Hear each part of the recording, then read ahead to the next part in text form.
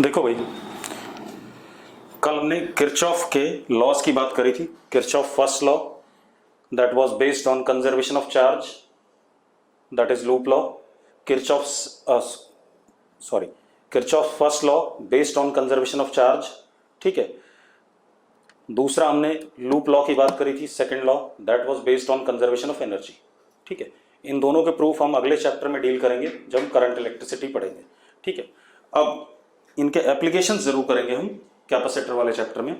और एक बात और पढ़ी थी कल हमने कि कैपेसिटेंस वाले चैप्टर में हम कैपेसिटर की स्टेडी स्टेट को पढ़ने वाले हैं, ना कि ट्रांजिएंट स्टेट को। स्टेडी स्टेट क्या था कि जितना मैक्सिमम चार्ज आना था कैपेसिटर पे आ चुका है, उससे ज़्यादा चार्ज नहीं आएगा, या करंट जो फ्लो कर रहा है कैपेसिटर के अक्रॉस वो क्या हो गया, जीरो हो गया। यस और नो? अब हम सबसे पहले बात करते हैं सीरीज, पहले तो हम combination of capacitors.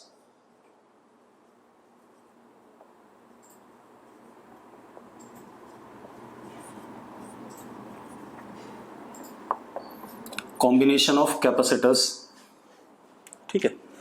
Combination of capacitors में एक तो हो गया सीरीज कॉम्बिनेशन और एक हो गया पैरेलल कॉम्बिनेशन। तो पहले हम सीरीज कॉम्बिनेशन की बात करें।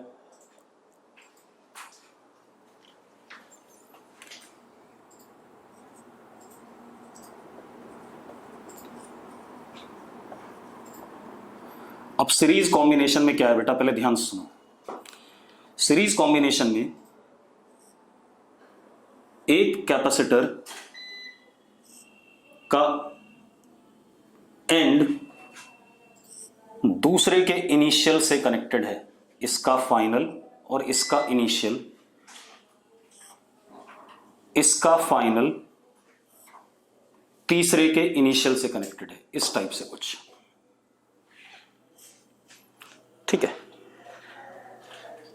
क्लियर है भाई?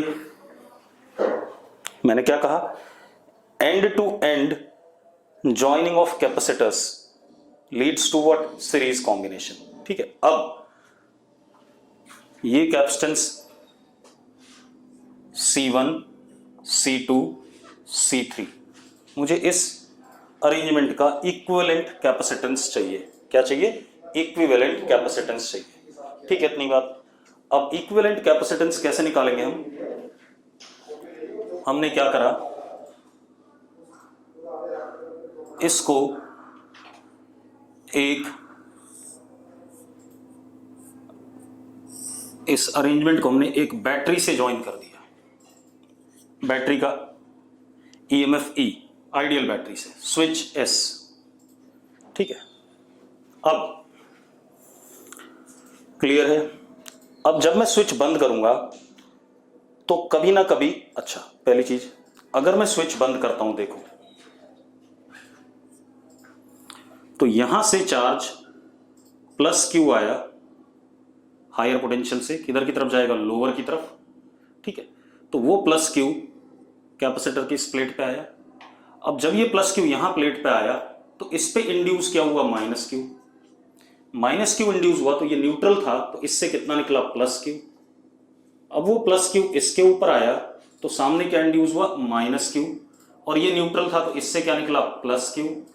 यहां आया प्लस Q तो यहां इंड्यूस हुआ माइनस Q, तो इससे क्या निकला, प्लस Q। तो सीरीज कॉम्बिनेशन में एक और बात पता चल रही है कि चार्ज जो फ्लो करेगा अक्रॉस द कैपेसिटर्स वो क्या रहेगा, सेम रहेगा। यस और नो? ठीक है। तो हम क्या कह सकते हैं, इन सीरीज कॉम्बिनेशन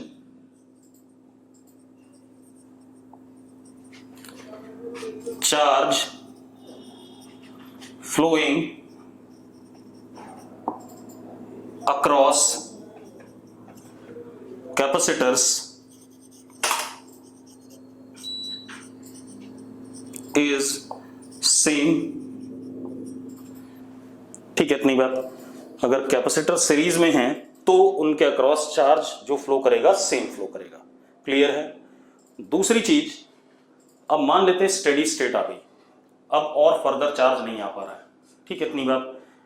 क्या आ गई हमारे पास, स्टेडी स्टेट, जितना आना था आ गया, इसके अलावा अब फर्दर चार्ज नहीं आ रहा है। क्लियर है? अरे क्लियर है भाई, ठीक है। अब मुझे इक्विवेलेंट कैपेसिटेंस बताना है, ठीक है, रुको। तो इक्विवेलेंट का मतलब इन तीनों कैपेसिटर्स की जगह पर मैं इनके इक्विवेलेंट एक कैपेसिटर लगा दूं, लगा सकता हूं कि नहीं? ठीक है। तो मैंने इक्विवेलेंट कैपेसिटेंस निकालने के लिए क्या कहानी बनाई, मैंने लिखा C इक्विवेलेंट, इन तीनों का इक्विवेलेंट है, और इसको सेम बैटरी से जोड़ा।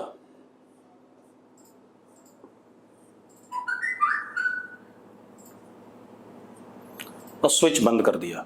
अगर ये इक्विवेलेंट है और सेम बैटरी से जुड़ा हुआ है तो same amount of charge steady state में इस इक्विवेलेंट पे आना चाहिए जितना इन तीनों पे आया था। भाई अगर ये कैपेसिटेंस इक्विवेलेंट है तो जितना चार्ज इन तीनों ने लिया था बैटरी से उतना ही चार्ज इसको भी लेना चाहिए था इस बैटरी से, ठीक है। तो इसने भी उतना ही चार्ज लिया, plus Q minus Q plus Q, steady state इसकी भी है। अब मेरी बात ध्यान सुनो, ठीक है। अब हम लूप लॉ चलाते हैं, पहले इस वाले में लूप लॉ चलाते हैं ऐसे। इसके अक्रॉस पोटेंशियल V1, इसके अक्रॉस V2, इसके अक्रॉस V3, ठीक है। लूप लॉ चलाते हैं, हम इधर से जा रहे हैं तो हाइयर से लोअर जा रहे हैं, तो क्या हो गया, V1 plus V2 plus V3, फिर इधर से इधर आ रहे हैं मतलब लोअर से हाइयर आ रहे हैं, तो minus E is equal to 0। लिख सकता हूं या नहीं लिख सकता हूं, बता दो मुझे। अगर सबको ये स्टेप क्लियर है तो यस लिखो, पक्का? ठीक है, आप खुद देखो मैंने क्या करा, हाइयर से लोअर प्लस V1, हाइयर से लोअर प्लस V2, हाइयर से लोअर प्लस V3, लोअर से higher minus E equal to 0, क्योंकि sum of potential difference across all circuit elements in a loop is what, 0। यही पढ़ा था हमने। अब हम V1 की वैल्यू रख दें, तो V1 की वैल्यू कितनी है, charge upon capacitance, potential difference across capacitor is what, Q by C। तो कितना हो गया, Q by C1 plus Q by C2 plus Q by C3 minus E equal to 0। तो E को उधर भेज दिया, इज इक्वल टू E। कोई दिक्कत है भाई इसमें? अगर कोई इश्यू हो तो बता दो। मैंने क्या कहा, इसके अक्रॉस पोटेंशियल ड्रॉप, पहले सर्किट के अक्रॉस प्लस दूसरे के अक्रॉस प्लस तीसरे के अक्रॉस प्लस चौथे के अक्रॉस, 4 ही सर्किट एलिमेंट हैं, इन सबके पोटेंशियल ड्रॉप का सम क्या है, 0 है। मैंने यही स्टेटमेंट दी थी लूप लॉ में। अब मुझे पता है V1 potential difference across this capacitor, हमें पता है कैपेसिटेंस होता है C is equal to Q by V, ये पता है ना हमें। तो भैया V1 is Q by C1, अरे फॉर्मूला ये, capacitance is C by V, तो V is what, Q by C। तो V1 क्या हो गया, चार्ज Q है और कैपेसिटेंस कितना है, C1 है, तो Q बाई C1। V2 कितना हो गया, Q बाई C2। V3 कितना हो गया, Q बाई C3। कोई दिक्कत है किसी को इसमें? अगर कोई दिक्कत नहीं है तो लिखो क्लियर है। चलो अब ये आ गया यहां से। अब एक काम करो, अगर मैं लूप लॉ इसमें चला दूं तो जरा देखो, वोल्टेज अक्रॉस दिस, हम ऐसे जा रहे हैं तो हाइयर से लोअर, लोअर से हाइयर इज इक्वल टू 0। ये भी लिख सकता हूं कि नहीं लिख सकता हूं? लिख सकता हूं भाई, ठीक है। तो V is equal to E। What is V? V is Q upon C equivalent is equal to E। Yes और नो? अब आप एक काम करो, E को इक्वेट कर दो, यहां पर क्या रख दें, Q अपॉन C इक्वलेंट रख दें भाई। तो जरा देखो हमारे पास क्या रिजल्ट आया, यहां लिख रहा हूं मैं रिजल्ट। अब Q upon C1 plus Q upon C2 plus Q upon C3, E की जगह मैंने रख दिया Q अपॉन C इक्वलेंट। तो क्या आ गया, 1 upon C equivalent is equal to 1 upon C1 plus 1 upon C2 plus 1 upon C3। ये हमारे पास क्या आ गया, इक्वलेंट कैपेसिटेंस। आ गया कि नहीं आ गया? ठीक है। अब जरा ध्यान दो, दो तीन चीजें हैं जो हमने इसमें पढ़ी। हमने क्या पढ़ा? पहली बात तो एक का फाइनल टर्मिनल दूसरे कैपेसिटर के इनिशियल से मिला हुआ होता है, तभी हम इसको सीरीज कह सकते हैं। क्लियर है?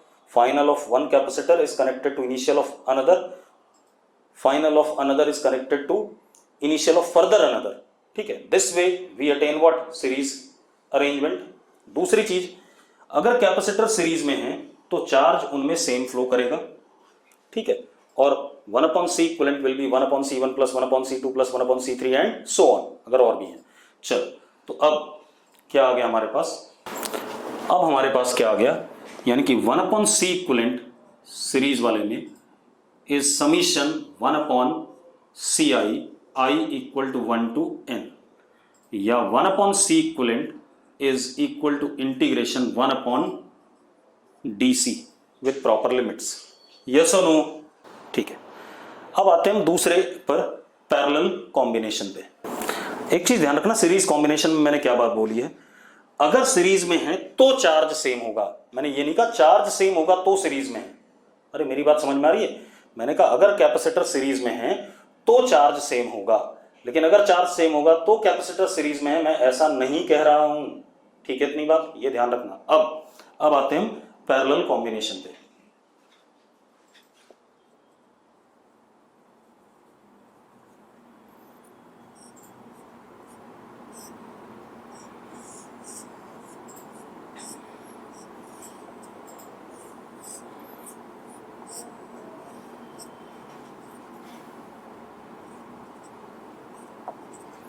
ये हमारे पास तीन कैपेसिटर हैं, C1 C2 C3।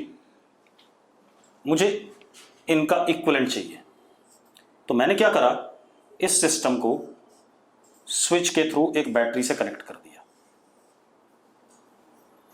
बैटरी का पोटेंशियल E या EMF E। ठीक है, इतनी बात, कोई दिक्कत है इसमें?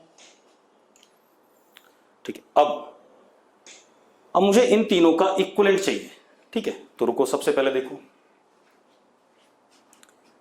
मैंने स्विच बंद करा, यहां से चार्ज आया सपोज +Q। कितना आया? +Q। क्लियर है? ठीक है, +Q चार्ज आया, यहां पर आकर के जंक्शन है। ठीक है, चलो यहां जोड़ दो वरना आपको दिक्कत होगी। ठीक है, यहां पर आकर के जंक्शन है, कुछ चार्ज इधर गया +Q1, कुछ चार्ज इधर गया +Q2, कुछ चार्ज इधर गया +Q3। अब जब +Q1 यहां आया तो यहां +Q1, तो इसके सामने इंड्यूस हुआ -Q1, तो यहां से क्या निकला? +Q1। सेम वे यहां +Q2, यहां -Q2 और यहां +Q2 निकला। क्यों? क्योंकि ये न्यूट्रल था। सेम वे यहां +Q3, यहां -Q3 और यहां निकला +Q3। अब देखो, Q1 +Q2 +Q3 सारा मिलके अगेन क्या हो गया? Q हो गया कि नहीं हो गया? कोई दिक्कत है बेटा इसमें? ठीक है, अब मान लेते हैं ये स्टेडी स्टेट है, अब फर्दर और चार्ज नहीं आएगा। ठीक है, इतनी बात। क्या है ये? स्टेडी स्टेट है, अब और कोई चार्ज आने वाला नहीं है। अब जरा देखो, तो अब हम क्या करेंगे, इन तीनों की जगह में एक कैपेसिटर ले लेता हूं C इक्विवेलेंट, और उसको सेम बैटरी से कनेक्ट करता हूं। अगर ये इक्विवेलेंट है तो उतना ही चार्ज ये बैटरी इसको भी देगी। हाँ या ना? ठीक है, अब मेरी बात ध्यान सुनना। पैरेलल कॉम्बिनेशन की कंडीशन क्या है? इसका इनिशियल, इसका इनिशियल और इसका इनिशियल तीनों एक साथ क्लब्ड हैं। देखो तीनों जुड़े हुए हैं। इसका फाइनल, इसका फाइनल और इसका फाइनल एक साथ जुड़े हुए हैं। मतलब अगर कैपेसिटर्स पैरेलल में हैं तो initials of capacitors are clubbed together and finals of capacitors are clubbed together. Yes और नो? ठीक है, इनिशियल्स एक साइड में क्लब्ड होंगे और फाइनल्स दूसरी साइड में क्लब्ड होंगे, तो कैपेसिटर्स पैरेलल में। एक कंडीशन तो ये हो गई।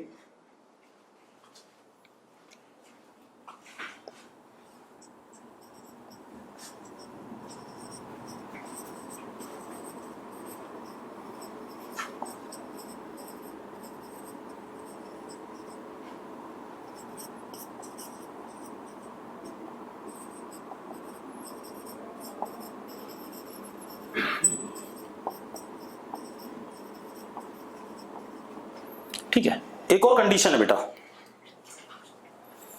अगली कंडीशन क्या है वो देखते हैं। मान लेते हैं इसके अक्रॉस पोटेंशियल V1, इसके अक्रॉस पोटेंशियल V2, इसके अक्रॉस V3, ठीक है, C1 के अक्रॉस V1, C2 के अक्रॉस V2 और C3 के अक्रॉस V3। क्लियर है?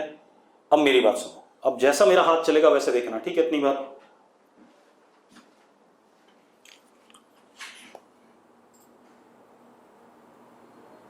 ऐसे गया मैं बाहर, बिल्कुल आउटर लूप में, आउटर लूप में गया तो मैं ऐसे जब जा रहा हूं तो V3 minus E equal to 0, तो V3 equal to what? E।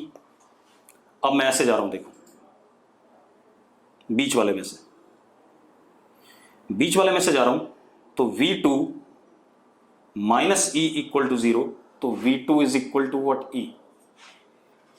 अब मैं ऐसे जा रहा हूं नीचे वाले में से, तो V1 minus E equal to 0, तो V1 is equal to E। तो पैरेलल कॉम्बिनेशन में क्या रिजल्ट आया कि जो कैपेसिटर्स पैरेलल में हैं उनके अक्रॉस पोटेंशियल डिफरेंस क्या रहेगा? सेम रहेगा। अरे यस और नो? ठीक है, तो क्या हो गया? पोटेंशियल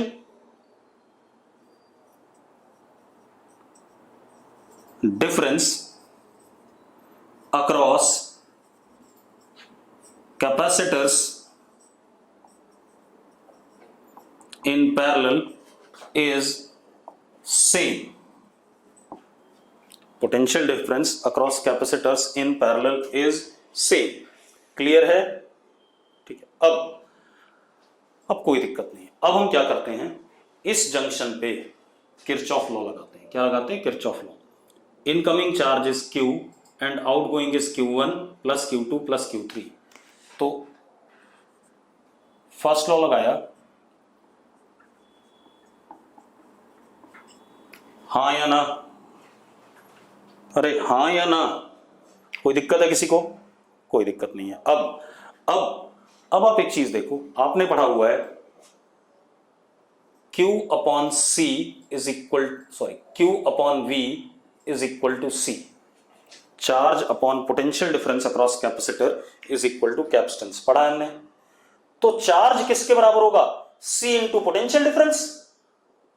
अरे चार्ज किसके बराबर होगा? C into potential difference. अब जरा देखो, तो Q is equal to Q1। अब Q1 देखो, Q1 यहां देखना, C1 into potential difference across 1, that is, हां या ना? अब इसी तरीके से Q2 is C2 into V2, that is also what? C2 into E. Yes or no? ठीक है, इसी तरीके से Q3 is equal to C3 into V3, तो Q3 is equal to C3 into E. Yes or no? अब value डाल देते हैं सारी, तो क्या हो गया हमारे पास? C1 plus C2 plus C3 into E। हो गया कि नहीं हो गया? अरे हो गया भाई। चलो अब मजेदार बात देखो, अब इस वाले पे आ जाओ। इसमें अगर हम लूप लॉ चलाते हैं तो V minus E equal to 0, तो V is equal to E। ठीक है, V कितना? Q upon C equivalent is equal to E। तो Q किसके बराबर? C equivalent into E। Yes और नो? ठीक है, अब Q की वैल्यू डाल दो बेटा यहां, तो क्या आ गया हमारे पास? C equivalent into E is equal to C1 plus C2 plus C3 into what? E। C equivalent is C1 plus C2 plus C3। तो पैरेलल में हो गया, तो कैपेसिटेंस डायरेक्टली सीधे सीधे क्या हो जाएंगे? ऐड हो जाएंगे। यस और नो? अब जरा देखो, तो पैरेलल में ऐसा रहेगा। अब मजेदार बात देखो बेटा, इसका मतलब हम कह सकते हैं C equivalent is equal to summation C I equal to 1 to n, या C equivalent is integration DC with proper limits in parallel combination. अरे कह सकते हैं कि नहीं कह सकते हैं? ठीक है। अब एक चीज और देखो, मैं बताना भूल गया आपको, मैंने कहा था कैपेसिटर जब चार्ज होता है तो उसके अंदर इलेक्ट्रोस्टैटिक एनर्जी स्टोर होती है, बताया था? अरे बताया था कि नहीं बताया था? हर्षित के अलावा कोई लिखता ही नहीं है। ठीक है, तो capacitor is circuit element which stores energy in form of electrostatic field. हम क्या कह सकते हैं? Capacitor is a circuit element which stores energy in form of electrostatic field. Clear है? क्योंकि उसके अंदर इलेक्ट्रिक फील्ड होती है दोनों प्लेट्स के बीच में, तो इलेक्ट्रोस्टैटिक एनर्जी डेंसिटी हो गई, तो capacitor stores electrostatic energy in form of electric field या इलेक्ट्रोस्टैटिक फील्ड। ठीक है, अब तो हमने सीरीज और पैरेलल कॉम्बिनेशन कर लिया। अब हम कुछ क्वेश्चंस करेंगे based on series and parallel combination. अब देखो जरा,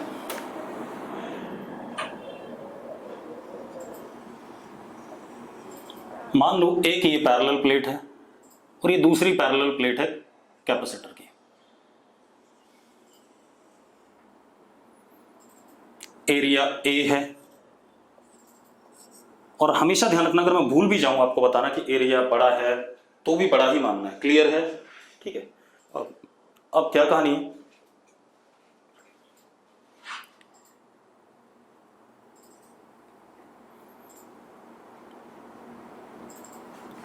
हमने क्या करा,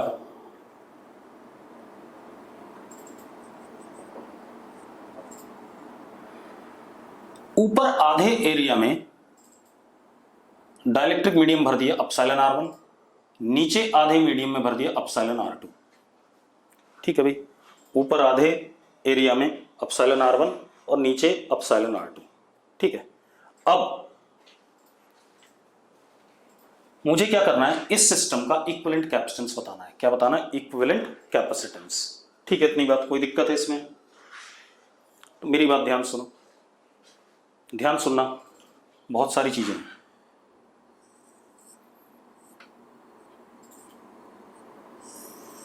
मैंने इसको बैटरी से कनेक्ट कर दिया।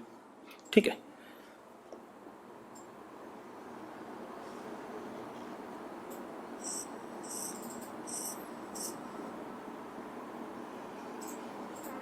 ये ऊपर वाला हो गया एप्सिलॉन R1,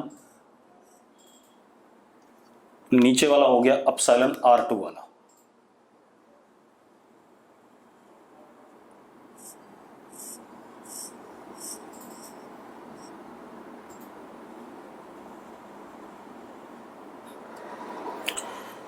ठीक है भाई, अरे क्लियर है? समझना जरूर, क्योंकि ये अच्छा कंसेप्ट है और मैं बहुत सारी बातें लेके आऊंगा इसमें। ठीक है, अब हमारे पास एक कंडक्टिंग प्लेट ये है और एक कंडक्टिंग प्लेट ये है। ठीक है, और ऊपर और नीचे डाइलेक्ट्रिक मीडियम है। डाइलेक्ट्रिक मीडियम पे कुछ चार्जेस इंड्यूस होंगे। ठीक है, इतनी बात। लेकिन जो चार्जेस इंड्यूस होते हैं वो इलेक्ट्रिक फील्ड में कोई रोल प्ले नहीं करते। क्या कहते हैं? Outside the region of dielectric medium. Yes और नो? अब ये एक कंडक्टिंग प्लेट है। ये कैसी प्लेट है? Conducting plate.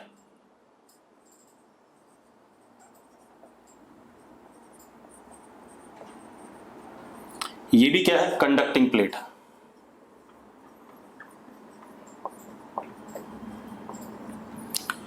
हम ये कह सकते हैं कि ये वाला टर्मिनल E का है और ये 0 का है। कह सकते हैं कि नहीं? मैंने इसीलिए बताया था उस दिन कि ऐसे करना पड़ेगा हमें, कई बार कह सकते हैं। ठीक है, अब मजेदार बात क्या है, यहां बीच में कोई एलिमेंट तो है नहीं, तो यहां कोई ड्रॉप नहीं है, तो इस प्लेट का पोटेंशियल कितना हो गया? E, और इस प्लेट का पोटेंशियल क्या हो गया? 0। क्योंकि कंडक्टर है तो पूरे प्लेट का पोटेंशियल सेम ही होगा। तो लेफ्ट वाली प्लेट का पोटेंशियल E और राइट वाली प्लेट का 0 पूरे प्लेट का। यस और नो? ठीक है, अब एक बात बताओ, अगर मैं इस वाले हिस्से में, ऊपर वाले हिस्से में पोटेंशियल डिफरेंस देखूं, तो दैट इज व्हाट ई। यहां से यहां तक कितना पोटेंशियल डिफरेंस है, ई है या नहीं है? अरे है या नहीं? नीचे वाले में अगर बात करूं तो वहां भी ई है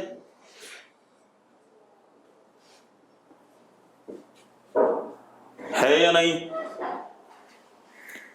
तो अब हम क्या कह सकते हैं, वी कैन से दैट ऊपर वाले को अगर मैं कैपेसिटेंस C1 कह रहा हूं अलग से और नीचे वाले की कैपेसिटेंस C2 कह रहा हूं, तो C1 और C2 के अक्रॉस पोटेंशियल डिफरेंस क्या है, सेम है। तो हम और दोनों के देखो, इसका इनिशियल और इसका इनिशियल एक ही पॉइंट पे है, इसका फाइनल और इसका फाइनल एक ही पॉइंट पे क्लब्ड है। तो हम इन दोनों को क्या कह सकते हैं, पैरेलल में कह सकते हैं कि नहीं कह सकते हैं? बिल्कुल। तो we can say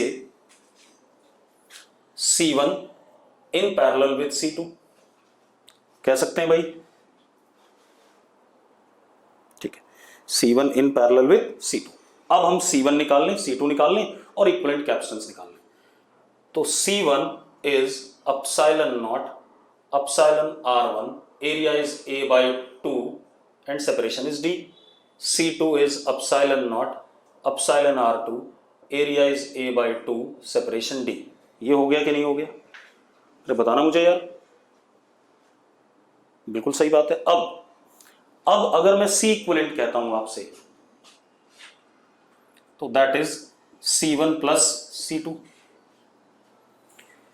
C1 plus C2 आ गया, तो C equivalent is epsilon naught A by 2D epsilon R1 plus epsilon R2। कोई दिक्कत है इसमें? अरे कोई दिक्कत है किसी को? नहीं है ना। अब इसी तरीके से अगर मैं यहां पर कुछ ऐसा खेल करता, देखो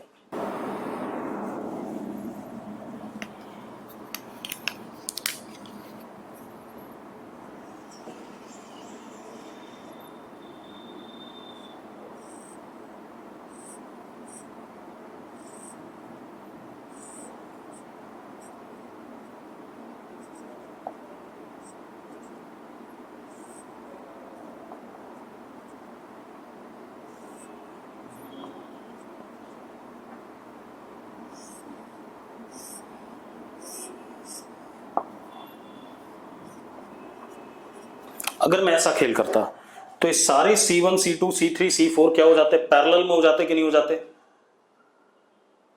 हाँ या ना? तो ये सारे जब पैरेलल में हो जाते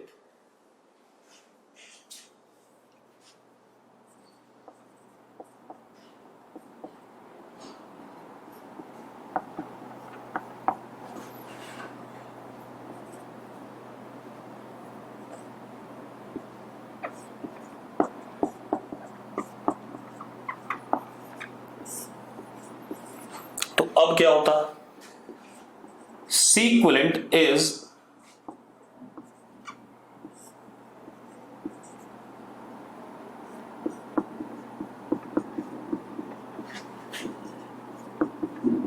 कुछ ऐसा आएगा कि नहीं आएगा, पहले बता दो मुझे।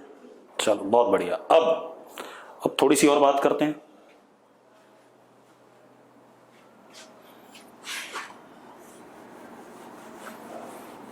अब इसी सवाल को चलो बाद में बढ़ाएंगे, थोड़ा सा पहले हम सीरीज पैरेलली देख लो तब बढ़ाते हैं इस सवाल को। अब एक और काम करते हैं,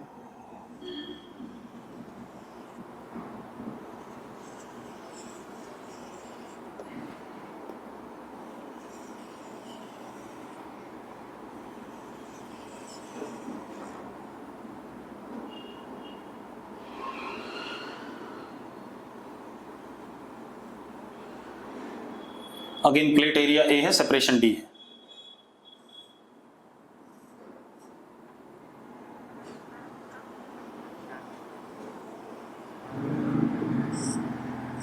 इस D/2 रीजन में हमने एप्सिलॉन R1 और अगले D/2 में हमने एप्सिलॉन R2 भर दिया।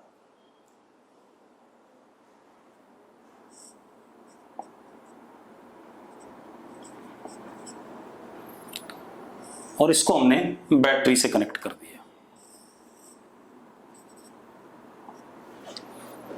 हाँ या ना?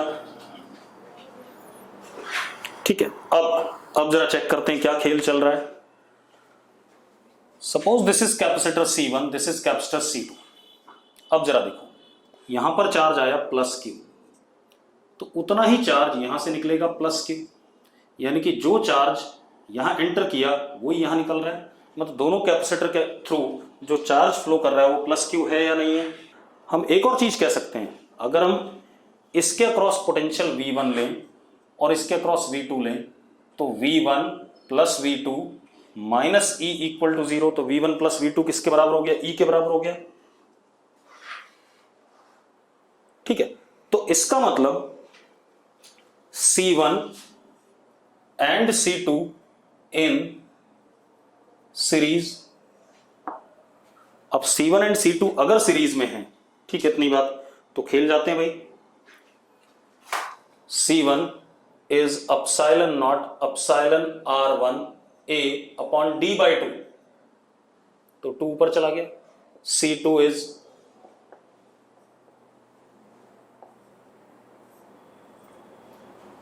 अब 1 upon C equivalent is equal to 1 upon C1 plus 1 upon C2.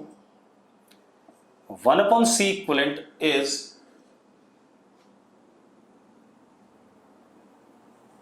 D upon 2 epsilon naught A 1 upon epsilon R1 plus 1 upon epsilon R2। Yes और नो? अब अगर ऐसे ही हमारे पास n मीडियम्स होते,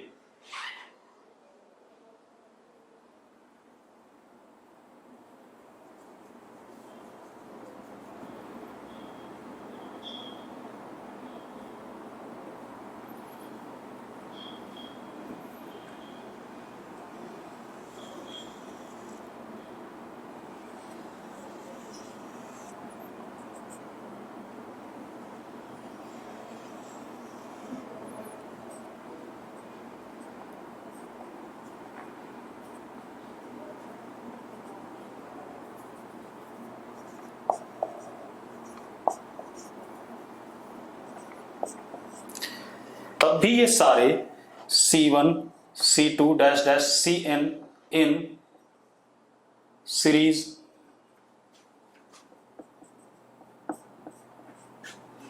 और यहां क्या आता? n आता।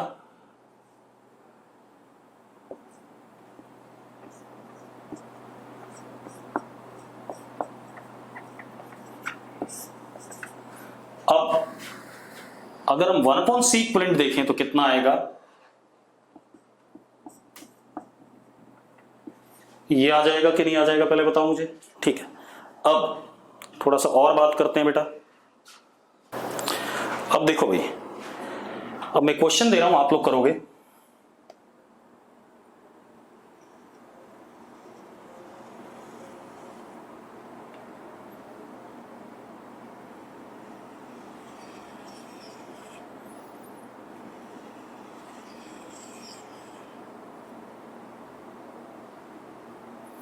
Plate area A which is much greater than D,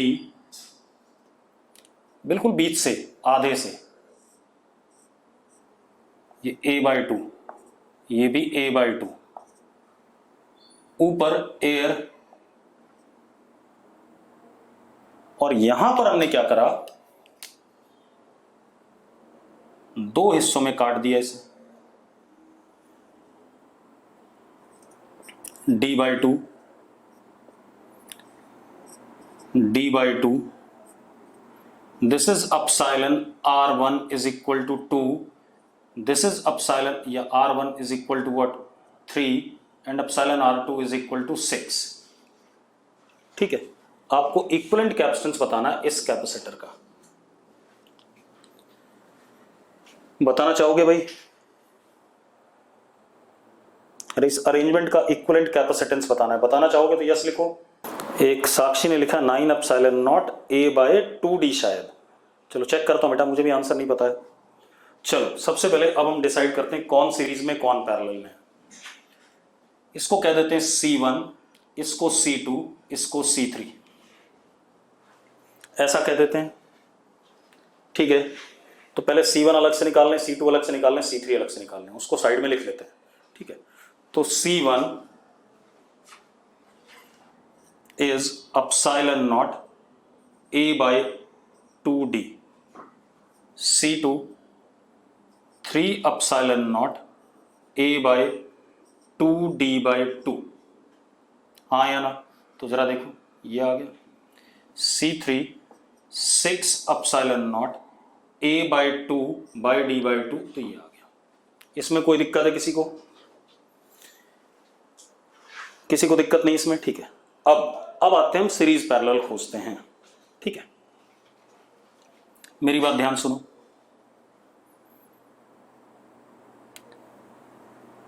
अगर हम ऐसे देखें, ये दोनों सेम होते तो ऊपर वाला, चलो अगर मैंने इसको ऐसे जोड़ा E से, ध्यान सुनना बेटा,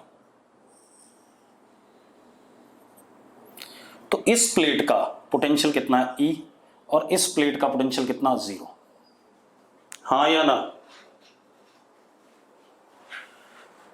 ठीक है। अब एक बात बताओ, ऊपर वाले अरेंजमेंट के अक्रॉस, इस ड्रामे के across potential difference is what E, और नीचे वाले इस कंप्लीट के अक्रॉस भी potential difference is what E, हाँ या ना? तो ऊपर वाला सिस्टम नीचे वाले सिस्टम के पैरेलल में है, यस और नो? और एक और चीज, अब यहां देखो, जो चार्ज, देखो एक मिनट, इसको मैं यहां जोड़ता हूं, जरा ध्यान से देखना। ऊपर वाले पे चार्ज Q1 गया तो नीचे वाले पे क्या आया, Q2 आया। तो जो चार्ज यहां एंटर करेगा, देखो ऐसे,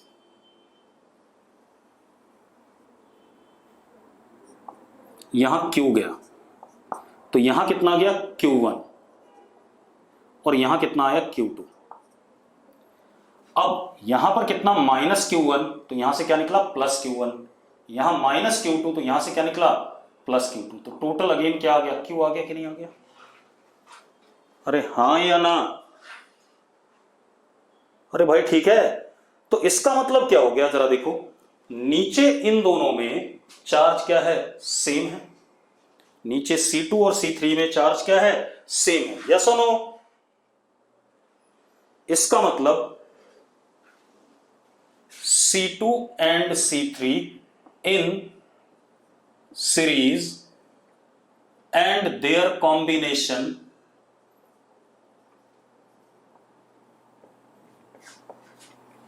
in parallel with C1, ये अरेंजमेंट बन रहा है कि नहीं बन रहा है,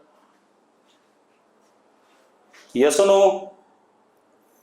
निष्ठा आंसर मत बता, जो मैं बोल रहा हूं वो सुन ले पहले, ठीक है, वरना ये सवाल हमेशा गलत करोगे। तो C2 and C3 are in series and their combination is in parallel with C1।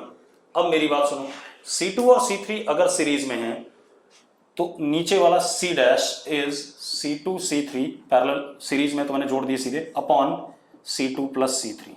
ऐसे ही होगा कि नहीं होगा? अगर C2 और C3 सीरीज में हैं तो 1 upon C dash will be 1 upon C2 plus 1 upon C3, result ही आ जाएगा। चलो निकाल लेते हैं।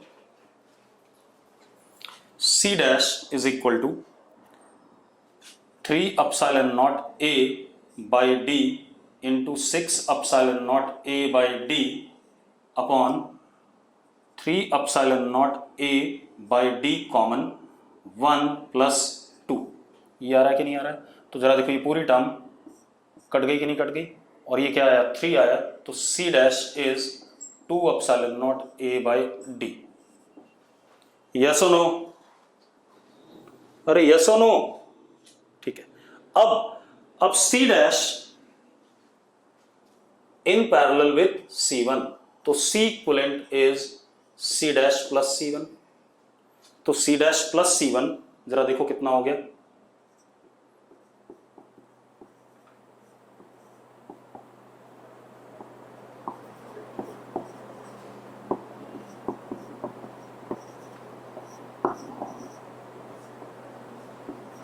आगे कि नहीं आ गया भाई,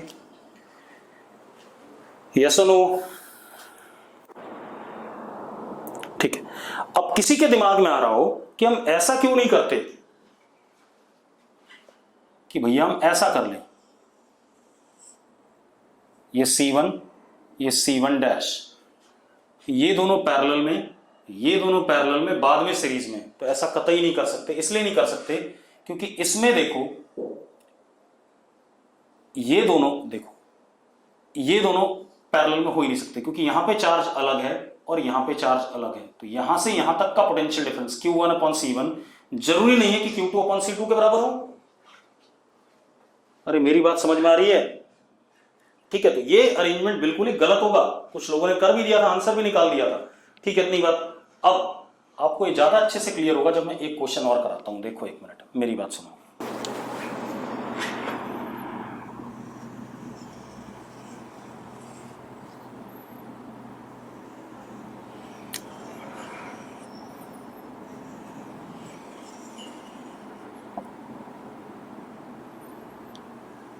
आधा आधा कर दिया अगेन। यहां एयर और यहां epsilon r is equal to 2।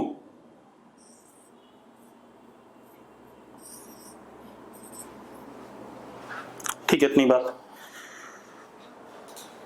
अब आपने क्या बताना है, दोनों पैरेलल में तो दिख रहा है सबको, ठीक है, क्योंकि इसका पोटेंशियल E और इसका कितना 0, तो ये वाला और ये वाला एक दूसरे के पैरेलल में। मुझे एक बात बतानी है कि ऊपर वाले पे अगर पैरेलल में तो चार्ज इस पे Q1, तो यहां कितना -Q1। मैं इंड्यूस वाले नहीं बना रहा हूं, मैं सिर्फ दोनों प्लेट्स पे चार्ज बना रहा हूं। अरे ठीक है भाई, मैं दोनों प्लेट्स पे चार्ज बना रहा हूं। ठीक है, यहां पर चार्ज किया Q2, यहां -Q2। मुझे Q1 Q2 बताना है आपने, और σ1 σ2 बताना है। क्या बताना है? Q1 Q2 और σ1 σ2। क्लियर है? चलो अब देखो, अब क्या कहानी है। देखो, अगर हम कहते हैं कि ये पैरेलल में है तो इसके अक्रॉस पोटेंशियल डिफरेंस कितना है? E है। तो Q1, चलो सबसे पहले, यानी कि यहां से जो चार्ज गया +Q, यहां कितना आया +Q, +Q is equal to Q1 + Q2। और यही था लूप लॉ। Q1 इस पे, सॉरी फर्स्ट लॉ, यहां से Q1 आया जंक्शन पे, इधर Q1 गया और इधर क्या गया, यहां Q आया, यहां पर Q1 गया, यहां पर Q2 गया। अरे क्लियर है बात? अरे क्लियर है या नहीं? ठीक है, अब एक चीज और देखो। ठीक है, Q1 is charge is what? Capacitance C1 into what? Potential difference. तो C1 into E, and Q2 is C2 into E। Yes और नो?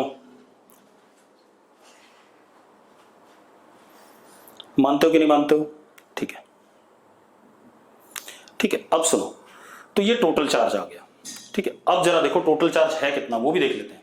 C इक्विवेलेंट तो निकाल ही सकते हैं। C equivalent is C1 + C2, that is epsilon naught A by 2D plus 2 epsilon naught A by 2D, यानी कि C equivalent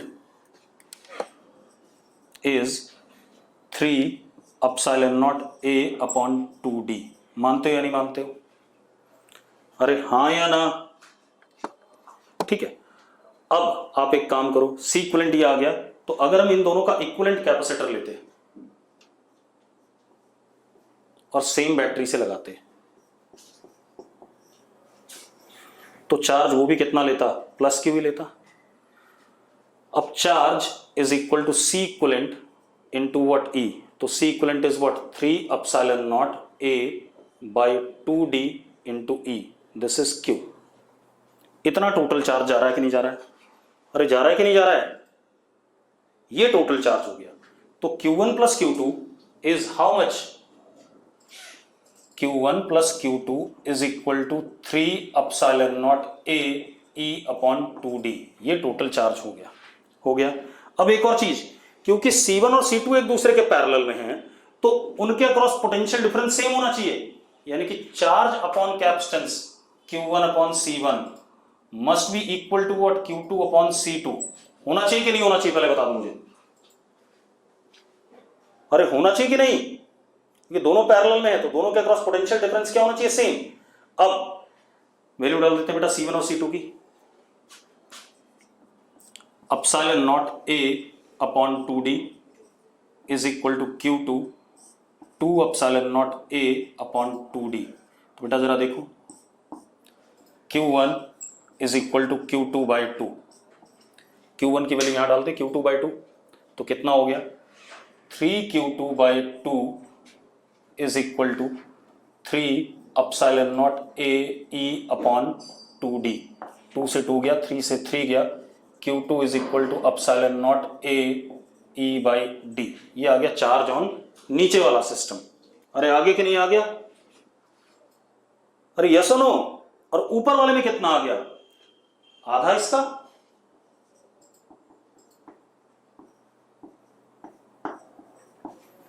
आगे कि नहीं आ गया? तो ऊपर वाले में कितना आ गया? आधा आ गया। अरे क्लियर है? ठीक है, तो हमने ऊपर और नीचे दोनों में चार्ज निकाल लिया और चार्ज दोनों में डिफरेंट आया। अब अपॉन a बाई 2 कर दूं अगर दोनों में, तो मुझे क्या मिल जाएगा? Charge density sigma 1 and sigma 2। अरे मिल जाएगा कि नहीं? ठीक है, तो we get sigma 1 sigma 2 as well as what charges on upper part and lower part of the capacitor. ठीक है, और दोनों अलग अलग कैपेसिटर हो गए, दोनों एक दूसरे के क्या हो गए? पैरेलल में। ठीक है, चलो ठीक है, मैं अब लेक्चर यहीं छोड़ रहा हूं, कल करेंगे बाकी।